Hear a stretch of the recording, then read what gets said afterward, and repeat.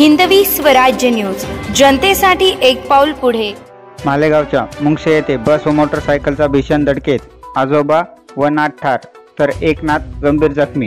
मुंबई आग्रा राष्ट्रीय महामार्गावरील मालेगाव तालुक्यातील मुंगशे गावाजवळ महाराष्ट्र राज्य परिवहन महामंडळाच्या बसने मोटरसायकलला धडक दिल्याची घटना घडली असून झालेल्या या अपघातात एक वृद्ध आजोबा व शाळकरी मुलीचा मृत्यू झाला तर एक मुलगी गंभीर जखमी झाली। मिळालेल्या माहितीनुसार शाळेचा शेवटचा पेपर असल्याने आपल्या दोन नातींना शाळेत सोडण्यासाठी आजोबा मोटरसायकलने चाललेले असताना हा अपघात झाला आहे। या अपघातानंतर संतप्त ग्रामस्थांनी या महामार्गावर रास्ता रोको आंदोलन सुरू केल्याने दुतर्फा वाहतूक ठप्प झाली होती। पोलीस प्रशासनाने घटनास्थळी धाव घेत ग्रामस्थांची समजूत काढण्याचा प्रयत्न केला आहे। वृत्तसंकलन विभाग, हिंदवी स्वराज्य न्यूज, मालेगाव।